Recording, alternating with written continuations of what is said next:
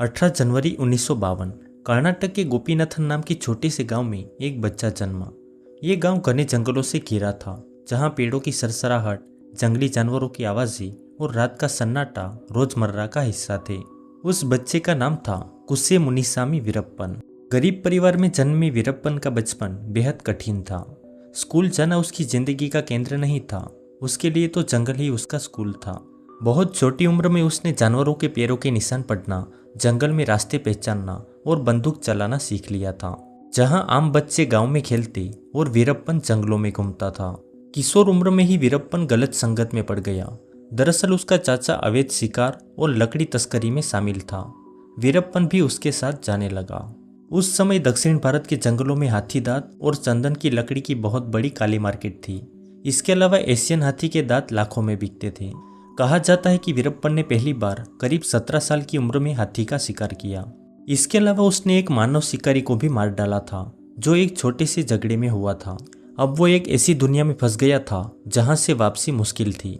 1970 आते आते वीरप्पन एक साधारण शिकारी नहीं रहा। उसने एक बहुत बड़ा संगठित गैंग बना लिया था और वो बन गया था गैंग लीडर। इसके बाद उसने 2 बड़े अवैध कारोबारों में अपना साम्राज्य बनाया। पहला, हाथी दांत की तस्करी, जिसमें हजारों हाथियों का शिकार कराया गया और बड़े दामों में बेचा। दूसरा था चंदन की तस्करी, जिसमें वो रात के समय पेड़ कटवाता और नेटवर्क के जरिए बेच देता। वीरप्पन की गैंग के भी कुछ नियम थे। अगर कोई धोखा देता है, पुलिस को सूचना देता है या फिर उनका आदेश नहीं मानता है, तो उसे सीधे मौत की सजा दी जाती थी, जिससे धीरे धीरे उनका आतंक पूरे इलाके में फैलने लगा। वीरप्पन की सबसे प्रसिद्ध पहचान थी उसकी विशाल मूंछें। जंगल में रहने के बावजूद वो अपने व्यक्तित्व पर ध्यान देता था। उन्होंने मुझसे सिर्फ स्टाइल के लिए नहीं रखी थी, बल्कि वो संदेश था कि मैं यहाँ का राजा हूँ। अब सरकार सक्रिय हो गई। वीरप्पन को पकड़ने के लिए एक स्पेशल टास्क फोर्स बनाई गई, जिसे STF नाम दिया गया। लेकिन समस्या बहुत बड़ी थी, क्योंकि वीरप्पन जंगल का हर कोना जानता था। उसने कई गुफाएं और रहस्यमयी जगह बनाई थी। जब पुलिस वहां जाती तो वो गायब हो जाता। सरकार ने उसे देखते ही गोली मारने का आदेश दिया था, क्योंकि उसने 100 से ज्यादा हत्याएं, 120 पुलिसकर्मी की हत्या और हजारों हाथियों का शिकार किया था। पुलिस ने आसपास के ग्रामीण लोगों से पूछताछ शुरू की, लेकिन कुछ लोगों ने बताया कि यहाँ के गरीब लोग उन्हें हीरो मानते हैं, क्योंकि वो उन्हें पैसे बांटता है और मदद करता है। इसके अलावा उसने लोगों को धमकी भी दी थी कि अगर कोई उसके बारे में पुलिस को बताएगा तो वो उसके पूरे खानदान को मौत के घाट उतार देगा। इसलिए उसने डर और दान दोनों से अपनी सत्ता बनाई। वीरप्पन ने शादी मुथुलक्ष्मी नाम की महिला से की थी, जिससे उन्हें एक बेटा भी था। दिलचस्प बात यह है कि इतना खूंखार अपराधी होने के बावजूद वो परिवार से जुड़ा हुआ माना जाता था, लेकिन उसका पूरा जीवन हमेशा भागने में बीता। 1990 आते आते वीरप्पन एक राष्ट्रीय सनसनी बन गया। बड़े बड़े अखबारों में डेडलाइन छपने लगी। कहाँ छिपा है वीरप्पन, कब पकड़ा जाएगा, क्या वो फिर से हमला करेगा। इसके अलावा कई पत्रकार उसकी इंटरव्यू लेने जंगल भी गए। इंटरव्यू देते हुए उसकी आवाज़ शांत होती थी, लेकिन यही चीज़ डरावनी थी, क्योंकि वो बिना गुस्से की मौत की बातें करता था। साल 2000 में एक ऐसी खबर आई जिसने पूरे भारत को हिला दिया। दरअसल वीरप्पन ने कन्नड़ सुपरस्टार राजकुमार को किडनैप कर लिया। राजकुमार सिर्फ एक अभिनेता नहीं थे, बल्कि कर्नाटक में लोग उसे भगवान की तरह पूजते थे। ये खबर सुनते ही लोगों में गुस्सा फूटने लगा और लाखों लोग सड़कों पर उतर आए। वीरप्पन ने सरकार के सामने कुछ मांगे रखी, जिसमें उसके जितने भी साथियों को कैद किया गया है उसकी रिहाई और 5 करोड़ रुपये देने की बात कही। अब सरकार पर दबाव बढ़ने लगा। अगर राजकुमार को कुछ हो जाता तो दंगे हो सकते थे।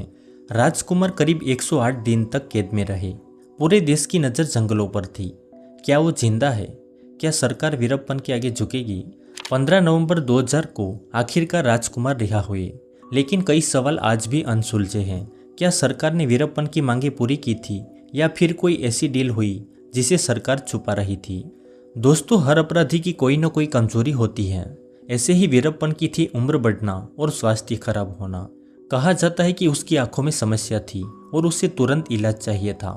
इसी कमजोरी का फायदा उठाते हुए STF ने ऑपरेशन ककुन शुरू किया।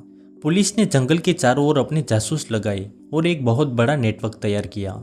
इसी दौरान एक सूचना फैलाई गई कि इलाज कराया जा सकता है। वीरप्पन को लगा कि ये मौका सुरक्षित है, तो वो तैयार हुआ। 18 अक्टूबर 2004 की रात वीरप्पन अपने कुछ साथियों के साथ एक एम्बुलेंस जैसी गाड़ी में बैठा। जैसे ही गाड़ी आगे बढ़ी तो कुछ ही दूरी पर एसटीएफ तैयार थी।